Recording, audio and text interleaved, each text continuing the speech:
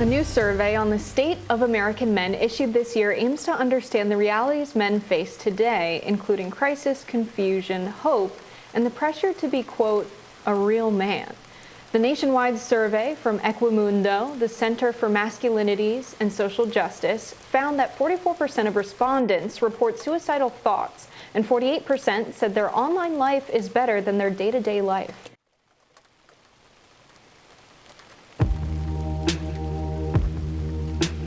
Partly, as the CDC report suggests, there's no single cause, but what is unquestionably clear is that we have a pandemic of loneliness, of isolation.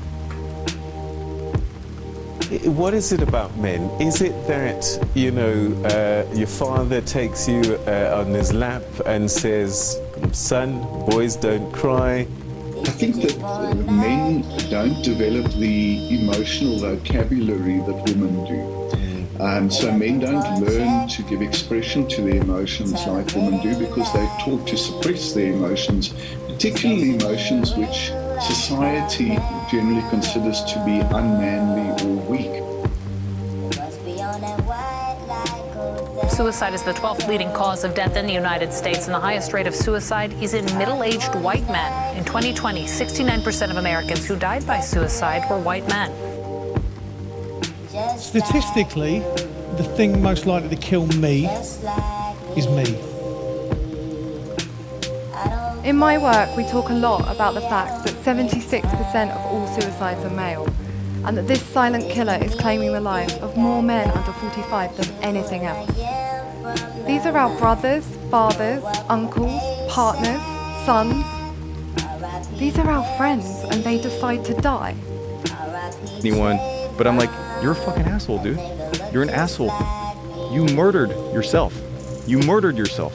You killed someone. That person happened to be you, but you couldn't even show up for yourself. You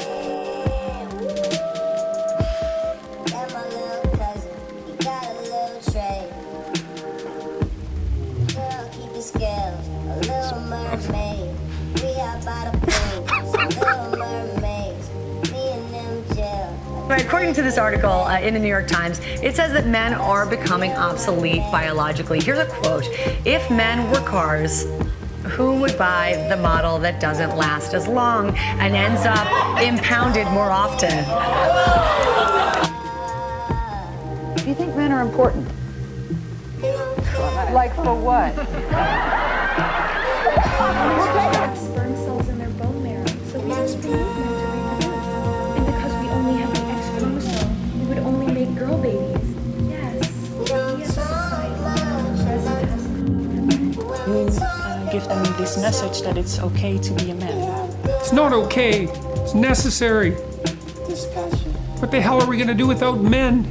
You look around the city here, you see all these buildings go up. These men, they're doing impossible things. They're under the streets, working on the sewers. They're up on the power lines in the storms and the rain for keeping this impossible infrastructure functioning. They work themselves to death, and often literally. Every event has two handles, he said. One by which it can be carried, and one by which it can't. Epictetus chose to focus on what was in his control, his opinions, his values, his wants, his sense of self, and ignore the rest. Yeah, it's dangerous to dwell on past mistakes because people sort of define themselves by the worst moments that they've ever had. I thought maybe if I'm perfect, that my life would be different.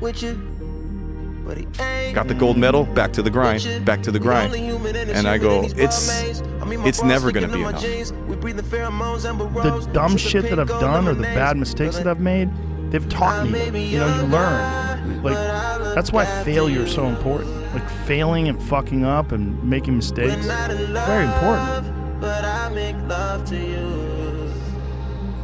That's Thoreau's quote, that most men live lives of quiet desperation. It's one of my favorite quotes ever because it's true. And I've been that guy.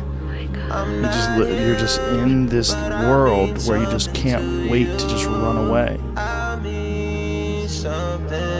If someone else spoke to me the way that I speak to myself, I'd have to kill that son of a bitch because, I couldn't tolerate that. I don't know why we're just so mean to ourselves, man.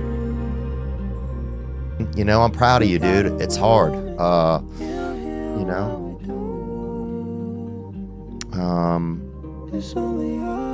I'm proud of you.